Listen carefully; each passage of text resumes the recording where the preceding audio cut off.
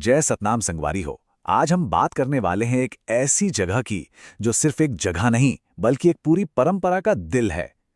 आज के इस अंक में हम आपको ले चल रहे हैं एक ऐसे पावन धाम में जहां ना सतनाम पंथ के इतिहास की गूंज आज भी बिल्कुल साफ सुनाई देती है। हम बात कर रहे हैं भंडारपुरी धाम की। देखिए, छत्तीसगढ़ की धरती पर बसा ये स्थान सिर्फ ईंट पत्थरों से बना कोई आम गांव नहीं है, बल्कि यह सतनामी समाज के संघर्ष, उनकी अटूट आस्था, गुरु परंपरा और कई गहरे रहस्यों का एक जीता जागता केंद्र है। तो चलिए इस पावन इतिहास के पन्नों को एक साथ पलटते हैं। तो चलिए सीधा इस कहानी की गहराई में उतरते हैं।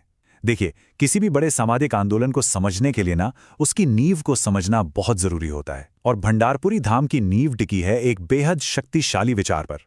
जरा उस दौर की कल्पना कीजिए जब समाज में छुआछूत और ऊंच नीच जैसी कुरीतियां अपने एकदम चरम पर थीं। सब तरफ एक अंधेरा था। ऐसे मुश्किल वक्त में सद्गुरु बाबा घासीदास जी ने एक ऐसा संदेश दिया जिसने सच में एक बहुत बड़ी क्रांति ला दी। उन्होंने कहा, मन के एक समान, मतलब दुनिया का हर इंसान आपस में बिल्कुल बराबर है। सुनने में ये शायद आज एक आम बात लगे, लेकिन उस युग में ये कोई साधारण वाक्य नहीं था। ये एक ऐसा सच था जिसने एक पूरे समाज को अपने हक के लिए खड़ा होना सिखा दिया। अब आप सोच रहे होंगे कि ये जगह आखिर है कहाँ और दिखती कैसी है।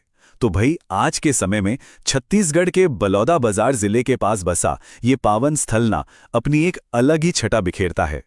जो जगह कभी सिर्फ एक साधारण सा गांव हुआ करती थी, जिसे लोग पहले सिर्फ भंडार या भंडारपुर कहते थे, वो गुरुवंश और सतनाम पंथ के प्रभाव से एक विशाल आध्यात्मिक धाम में बदल गई। और जब समाज के लोगों की अपार श्रद्धा इसमें जुड़ गई तो ये बन गया भंडारपुरी धाम। आज यहाँ का नज़ारा देखने लायक होता है। गुरु पर्व हो, जयंती हो या कोई और बड़ा सामाजिक आयोजन, लाखों लोग, जी हाँ लाखों लोग यहाँ इकट्ठा होते हैं। एक बहुत बड़ा मेला लगता है। ये सिर्फ एक धार्मिक स्थल नहीं है, ये पूरे समाज के एक होने का एक बहुत बड़ा प्रतीक है।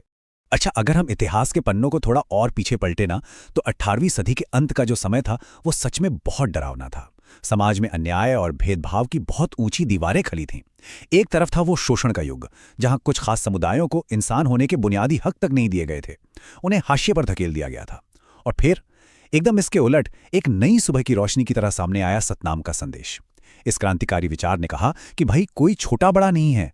इसने समाज के हर तरह के भेदभाव और पदानुक्रम को सिरे से खारिज कर दिया। लोगों को एक निराकार ईश्वर यानी सतनाम की उपासना करना सिखाया और पूर्ण सामाजिक समानता की बात रखी। ये उस समय के हिसाब से बिल्कुल अनसुना और अद्भुत था।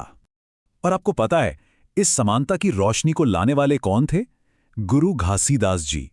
हमारे ऐतिहासिक स्रोत बताते हैं कि जब वो पुरी की तीर्थ यात्रा पर जा रहे थे तो उन्होंने अचानक उस पारंपरिक यात्रा को बीच में ही छोड़ दिया।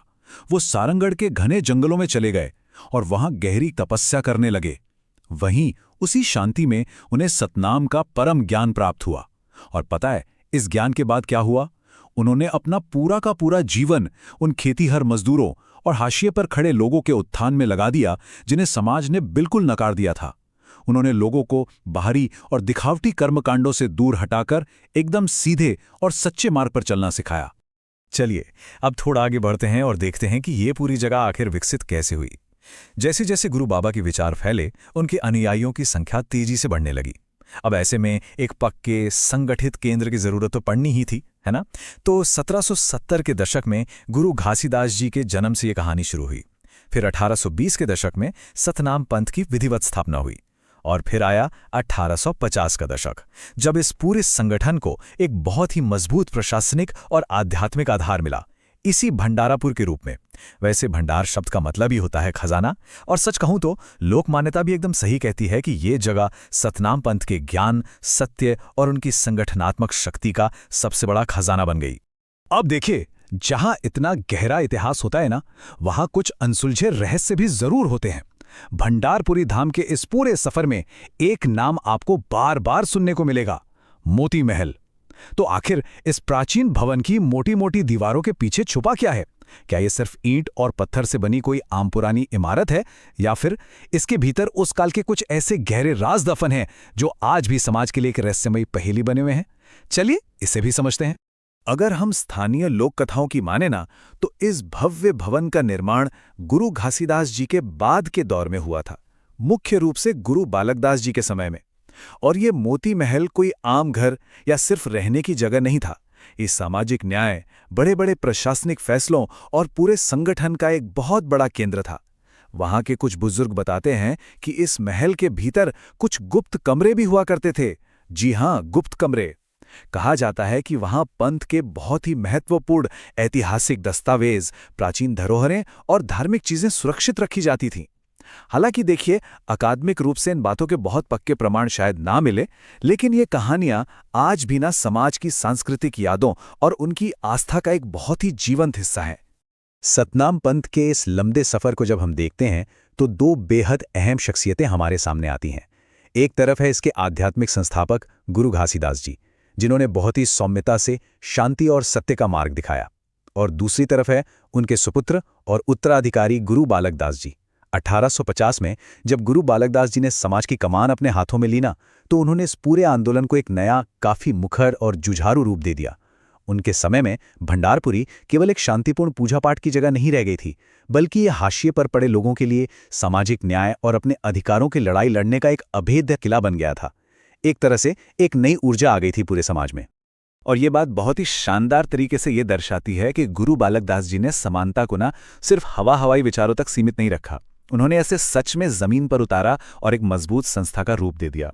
समाज को ताकतवर बनाने के लिए उन्होंने 3 बहुत बड़े और क्रांतिकारी कदम उठाए। पहला था गुरु गद्दी की स्थापना, जिससे पूरे पंथ को एक स्पष्ट और स्थायी लीडरशिप मिली।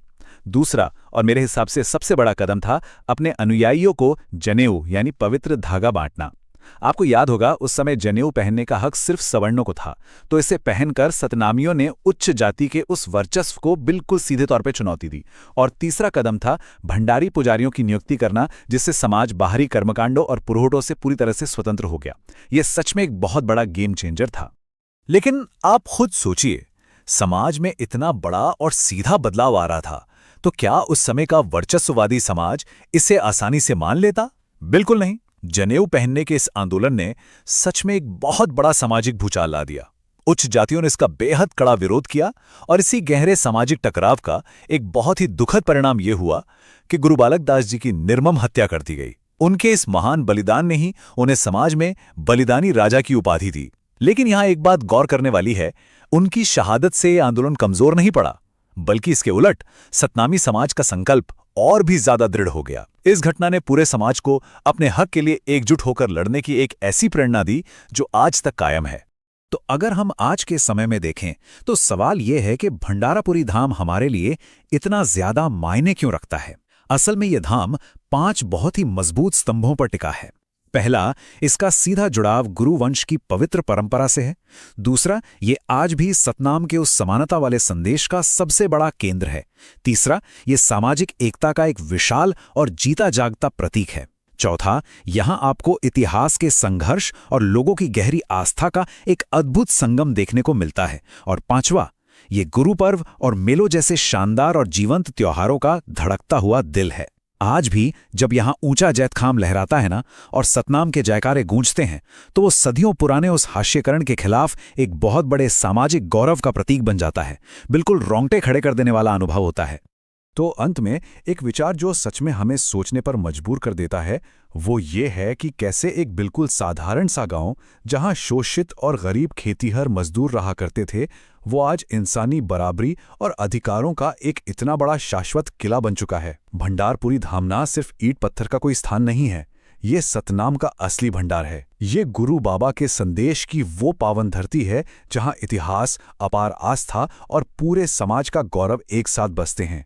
ये इस बात का सबसे बड़ा प्रमाण है कि भाई, जब सत्य और समानता का विचार किसी समाज की आत्मा में उतर जाता है ना, तो दुनिया की कोई भी ताकत उसे मिटा नहीं सकती। इसी शक्तिशाली विचार के साथ स्रोत सामग्री पर आधारित हमारा आज का ये अंक यहीं समाप्त होता है। जय सतनाम संगवारी हो।